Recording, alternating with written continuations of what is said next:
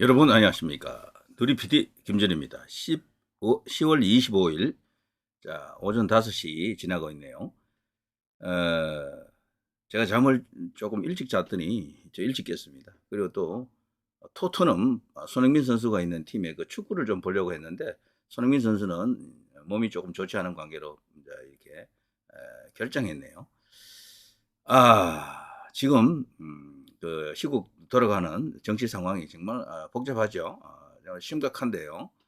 그렇지만 좋은 뉴스도 뭐 들어 있습니다. 우리 언론에서 이런 것을 크게 보도를 안 하고 뭐 거의 이제 감추다시피 해서 그렇지, 윤석열 대통령 이 시대 이후에요. 나라 경제가 이제 차근차근 이렇게 안정을 다져가면서 기반 자체가 다시 이제 구축을 해야 되는 그런 상황입니다. 문재인이가 흐트러 놓은 망쳐 놓은 그 경제 기반을 새로 이제 구축을 하고 안보 환경도 새로 이렇게 다듬고 해서 말이죠. 조금씩 조금씩 이제 반등을 시작했죠. 시간만 조금 이렇게 넉넉히 이제 이렇게 주어진다 그러면은 충분히 제 궤도에 올라간다라고 이제 볼 수가 있습니다. MB가 대통령이 되고 나서 그 잃어버린 10년을 다시 이제 회복하는데 시간이 좀 걸렸잖아요. 그것처럼 윤석열 대통령 또한 지금 현재 그 반등기에 지금 들어섰다. 그리고 상당히 좋은 징표도 없지 않아 있다라고 이제 볼 수가 있는데, 우리 언론에서 크게 보도 안 하고 크게 그걸 이슈화하지 않으면 사람들의 머리에 각인이 안 되겠죠. 그런 속에서요. 자, 이런 좋은 뉴스도 있습니다. 우리나라가요, 1인당 GDP가 일본을 앞섰다라고 하는 뉴스는 다 알고 계시죠? 그런데 대만보다도 우리가 앞섰다라고 하는 걸 모르는 분들이 많더라고요. 한때 대만이 우리 한국을 넘어섰다 그러면서 윤석열 대통령 첫 임기 때 그랬던 것 같아요. 그게 마치 윤석열 대통령 때문인 듯 막 저 좌파들이 떠들었잖아요. 근데 이 1인당 GDP라든가 경제, 특히 거시 지표 같은 것은 금방금방 움직이지가 않아요. 지금 해놓으면 3년, 4년, 5년 뒤에 나타난다고요. 이 전부 문재인 작품이지 사실은. 근데 그 나쁜 것들은요. 그런데 드디어 대한민국이 지금 이런 위상을 갖고 있습니다. 와, 정말 박수 쳐야 됩니다. 한국, 일본, 대만의 1인당 GDP 추이. 한국이 일본을 멀찌감치 지금 따돌리고 있습니다. 한국 3만 6천 대, 일본이 3만 2,859니까요. 약 3천 이상의 차이가 나잖아요. 일본 사람들도요, 지금 경악한다 그래요. 놀란다 그럽니다. 어쨌거나 이런 게 뭐 환율 효과도 있긴 있죠. 그렇지만 국력 자체가 일본이 뭐 이제 우리보다 뒤처진다고 할 수는 없지만, 이게 말이죠. 어쨌거나 우리나라는 이미 아시아에서 최고의 나라가 된 겁니다.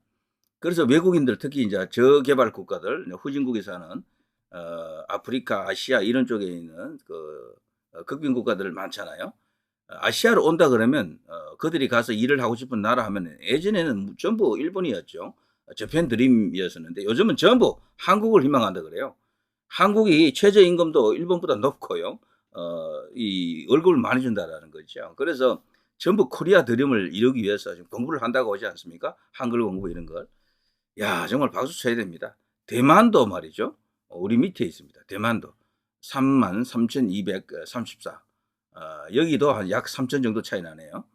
대만이 한때 우리를 앞섰을 때, 큰일 났다. 이런 생각도 들었는데, 역시 우리나라의 경제는, 이제 규모 면에서도 그렇고, 저력이 있습니다. 이번에 이제 다소 삼성을 중심으로 이렇게 어려움이 없잖아 있지만요, 잘 극복할 것으로 봅니다. 이게 왜, 좌파 정부가 한번 들어서고 나면 그 뒤치다거리랄까, 뒤설거지하는 게 너무도 힘들어요, 사실은. 그들이 이제 쌓아놓은 어떤 그 엄청난 큰 왕똥이 있습니다. 그걸 다 치워야 돼. 그리고 나서 새로 시작해야 되는 거야. 사실 우리나라 언론이 해야 될 일은요, 이런 식으로 국가가 발전할 수 있게끔 실질적으로 나라가 잘 되는 쪽으로 이렇게 뭔가 이렇게 이슈를 만들고 거기에 지원 사격을 해야 되는데, 전부 싸움박질하는 것만 계속해서 보도하고 키우고, 그러니까요, 대통령 뽑아놓고 흔들고 있는 겁니다. 특히 보수 대통령이 되고 나서 뭐 계속 흔들잖아요. 이제 이런 것을 언젠가는 끝내야 된다. 일본 요즘 국민들이 사기가 많이 죽었다 그러죠. 놀라운 것은 한국이 이제 더 이상 자기들이 알로보던 그런 나라가 아니고 이제 대등한 관계에 섰다라는 것을 다들 인정한다 그래요. 이제 이렇게 되면 우리가 일본에 대해서 억하심정 가질 필요가 없어요. 과거가 어땠다느니 이걸 갖고 이제 정치하는 저 세력들을 단죄해야 됩니다. 단죄. 정말 무지몽매한 자들이다. 과거에 그냥 매여 사는 자들이다. 이렇게 볼 수가 있겠죠. 이미 대한민국은 일본을 이겼습니다. 그 길을 했다니까요. 그런데 무슨 반일이 어쩌고 저쩌고 뭐 친일파가 어쩌고 저쩌고 그것도 진짜도 아니에요. 전부 프레임이야. 전부 그 조작된 왜곡된 과장된 어떤 프레임을 갖고 이쪽 여당을 현재 보수 여권을 공격하는 수단으로만 삼잖아요. 그래서 김문수 장관을 그렇게 때렸지만 김문수 장관이 뭐 버티니까 뭐 그들이 나중에 두 손 두 발 들고 아예 김문수는 오지 마라 하더군요. 국감장에. 김문수 거부를 해버렸죠. 그래서 차관 이하가 가서 국감을 지금 받고 있던데 그걸 보더라도 역사 전쟁에서는 결국에는 정상화를 위해서 노력을 해야 됩니다. 우리나라가 이렇게 이제 잘 살게 된 나라, 물론 문제가 없는 건 아닙니다. 그렇지만 아시아에서 지금 모두 부러워하는 나라가 된 거고요. 2차 세계대전 후에 그 많은 신생 독립국가들 많잖아요. 그런 나라들이 전부 롤 모델로 삼는 나라가 어느 나라겠습니까? 우리나라입니다. 대만도 아니고 저 일본도 아니에요.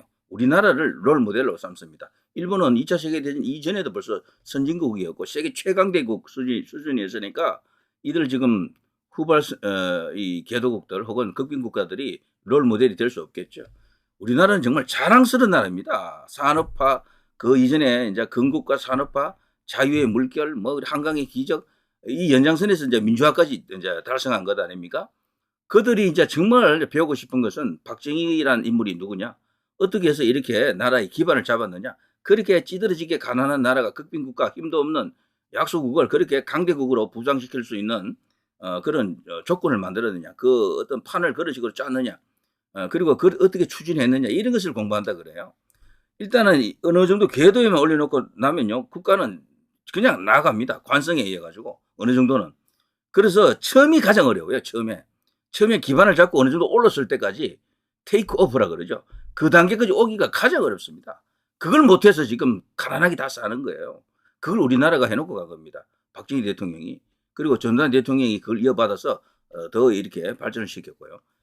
이때 사실은 대한민국은 결정이 났다라고 해도 과언이 아닙니다. 그 기반 위에서 그때 짜놓은 구조 위에서 다 지금 가고 있는 거예요. 달리고 왔다 갔다 하는 겁니다. 전부. 자, 그런 역사를 자랑스럽게 정의가 넘치고 자유가 넘치고 그야말로 여기 이제 평등도 여기 이루었다라고 봐야죠. 우리나라가요 진위계수라든가 뭐 이런 여러 가지 부의 분배 이런 면에서 세계 최상급에 있는 나라입니다. 부의 분배도 가장 잘 이루어졌대요. 중산층도 많고 그렇지만 나라 안에 이제 문제가 있다라는 것은 어느 정도 해결해야 될 과제는 있죠. 아직도 여전히 어두운 구석이 많습니다. 이런 것은 차차 장기적 과제로서 해결해 나가야 되겠죠. 정말 자랑스러운 대한민국에 저는 박수를 보냅니다. 자, 이런 뉴스는 절대 우리 언론이 크게 보도 안 합니다. 잠깐 하고 그냥 쑥 지나가 버려요. 전부 오늘도 그냥 윤석열, 용산, 김건희, 한동훈 뭐 거기에 뭐 이재명, 조국, 개사 막 이런 이야기만 계속 아무 쓰잘데기 없는 이야기고요. 이거 갖고 나라 발전 요만큼도 도움이 안 되고 뭡니까 그게 도대체? 그러면 유튜브에서도 이제 제가 이런 이야기를 해드리는 것도 흔치 않을 겁니다. 유튜브조차도 전부 그냥 정쟁 위주로 그렇게 이제 보도를 하거나 여야 간에 이제 싸움하는 현장만 자꾸 찾아다니죠. 그래서 이 나라가 더욱더 이렇게 험해지는 겁니다. 차라리 이런 식이면 이렇게 비용 많이 들고 좀 골치 아프고 진짜 시끄러운 이런 식의 민주주의보다는 다소 약간 국민들의 어떤 기본권을 조금 제한하더라도 한국식 민주주의가 좋겠다라고 하는 그런 주장도 있을 수가 있죠. 자, 또 하나 제가 기쁜 소식을 곁들이고 끝낼까요? 일단 이걸 여기서 끝내겠습니다. 이 이야기는 이걸로도 충분할 것 같습니다. 자, 우리나라가 이렇게 잘 살게 되었다. 물론 아시아에서 가장 이 GDP가 높은 나라는 싱가포르입니다. 싱가포르는 근데 그게 도시국가잖아요. 인구도 얼마 안 되고 큰 의미가 없는 거지. 자, 누리 PD 김준이었습니다.